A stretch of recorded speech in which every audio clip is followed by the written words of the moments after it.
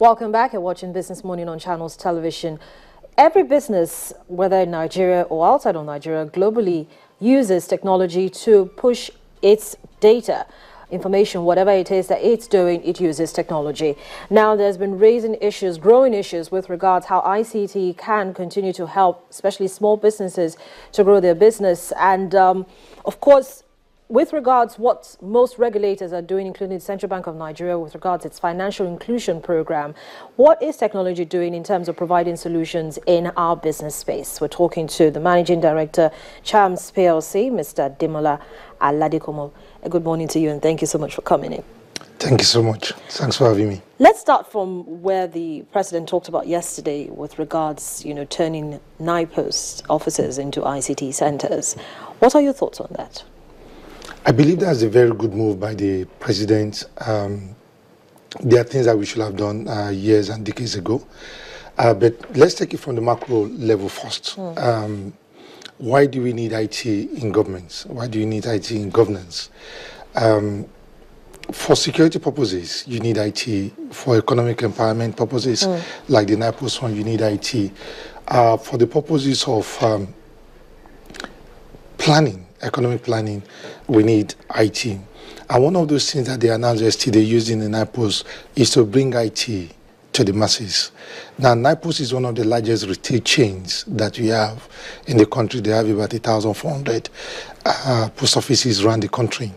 By the time you take IT to all those areas, and then you couple that with the 774 local governments, you can take IT to the masses. But at the macro level, that's where we need to lay a lot of emphasis on.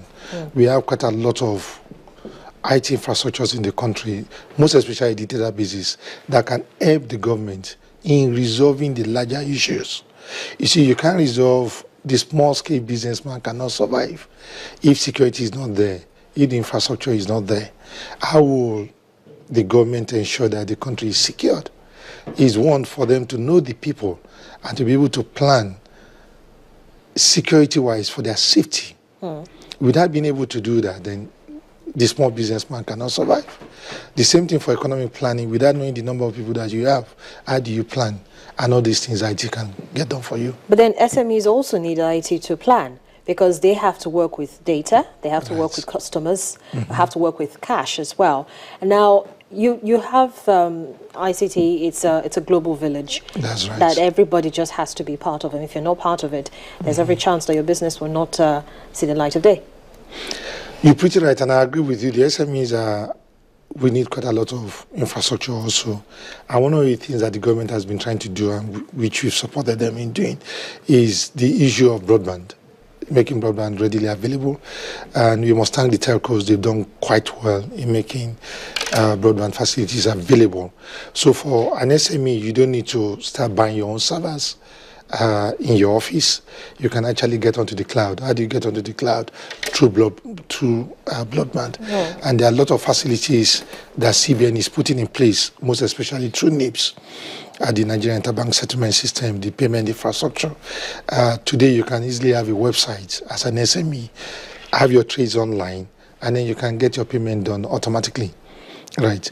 Now, the latest one that is going to help the SMEs mostly will be the BVN, of which Chams is readily involved. We implemented the BVN for the banks and for CBN. By the time BVN is fully implemented, SMEs will be the biggest beneficiaries in the sense that they're able to do their business very well, collect their monies automatically through NIPS infrastructure. And it's going to be a beautiful world for us. In spite of this very pretty picture that you've painted, we still see ICT being one of the lowest contributors to total GDP, about 10%. Now, the former Minister of ICT, Mrs. Samuela Johnson, actually tried to see how much, they could push for ICT to contribute as much as 20 to 30% to GDP. But we still seem to have our ropes all tied up and not getting it straight. Point of correction, 10% is not small. 10% is not small. It's not small. For a sector as large as the ICT that we know can contribute much more, that contributes much more to other economies, outside of Nigeria, as much as 40 to 50%, and we're looking at a measly 10%. we can do better. Yeah, we're going to do better, but the right policies must be in place, and I believe this government is going to get it right. I do not see any reason why we can't get up to 20% in the next 5 years. It's not going to be a miracle. It's just going to be something we need to work hard at. I see us being able to get to 20% How? In the next 10 years. The first thing we need to do is one, data. It is very, very important. We always come back to data. How many are we in the country? Who are we? Where are we? What are our needs? That you must just get right. Without getting it right, we're not going anywhere. The second thing is to make the infrastructures readily available. We're talking of broadband. We're talking of the NIPOS facilities. We tried putting some mega facilities called Chams cities also in place that got us into Guinness World Records. We need facilities like that to be able to bring that 20% thereabouts. And I do not contend anything with you. There's no reason why we can't get up to 30-35% of GDP in the next 10 years if we look at it. India is doing a lot more than that, and without relying on oil, just on IT. Nigerians are pretty good when it comes to IT when you give them that opportunity. So I do perfectly agree with you. In another 5 years, I don't see any reason why we shouldn't get up to 20% of GDP.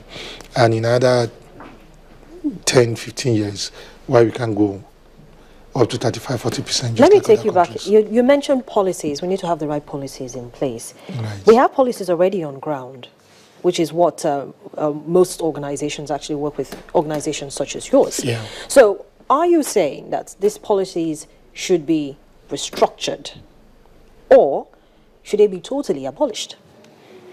Okay. The policies are in place, and we're pretty good when it comes to couching policies. We've been involved with the National Economic Summit group since 1992, 1993. We've done Vision 2010, we've done Vision 2020.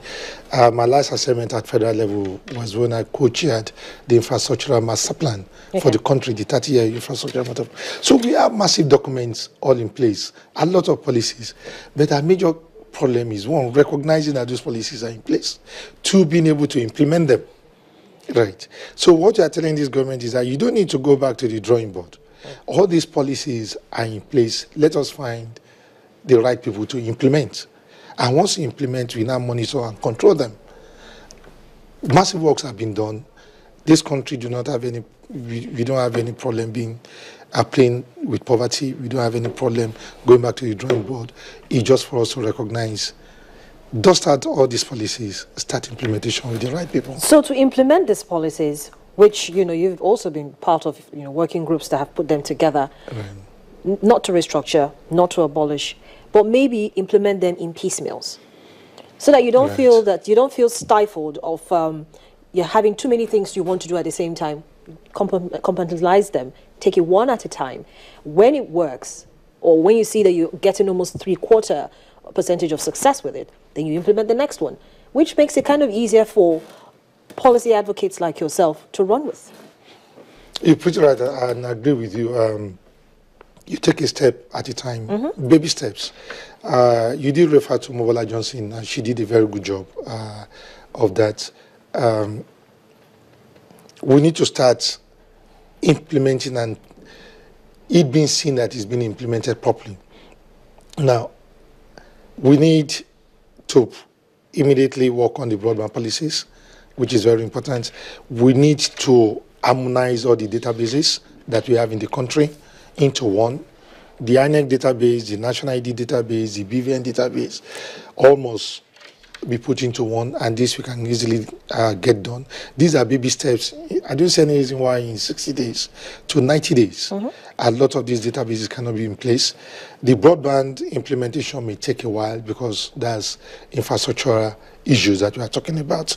That in another 1 or 2 years can really be in place. I believe we are very much on the right path. And one is excited about this particular government, the steps that they are taking. One was quite excited yesterday when the announcement was made about NIPOS, creating those infrastructures that will take us close. So you already have ready-made infrastructure on ground. And that should reduce the timeline that you're giving yourself in the ICT with regards making the leaps and bounds that you want to make in the industry. You're giving yourself a timeline of what, between 10 to 20 years or 10 to 15 years to achieve that 20% GDP 20% contribution to the GDP. And so one of the issues you raised was infrastructure. Right. And you're excited about the fact that you have ready-made infrastructure, 1,400 of NIPOST offices at your fingertips. Yeah. So how quickly are we going to see operators such as yourself take this bull by the horn and run with it? We're very keen on the NIPOST infrastructure, and we've canvassed that it should be privatized, or at best, a PPP should be put in place. We did make the move to actually take over NIPOST in the past couple of years and convert it to something that will benefit the country. But my fear again is that you get into a concession or a PPP agreement with government, just like we saw with our Chams cities. Would they frustrate you? Are they able to uphold the rule of law, which is a major thing in IT? Without rule of law, as Chams PSA had seen in the past couple of years, a business can easily go down. So, one is that, yes, we're ready to look at it. We need the PPP. We need the private sector to actually come into this. Government, by its nature, worldwide, they are inefficient. Worldwide, not just Nigerian government, most of the Nigerian government anyway. So we need to bring in the private sector. But inefficient with regards what? With regards handling business? Or? Yes, okay. In business. As he said, government has no business in business. Right. When it comes to implementation, we should not allow government agencies to get involved. The private sector must take it. But therefore, private sector to take it, we need rule of law. We need the government agencies to be able to respect laws, not to frustrate, not to kill businesses. No thanks to them, they almost killed us. Well, Mr. Demola Aladekomo, thank you so much for coming on the program this morning and sharing your perspectives. Thank you so much. The Managing Director of Chams PLC, Mr. Demola Aladekomo, sharing his thoughts and perspectives on technology solutions in business. We've got another perspective to this in just a moment. Join us again.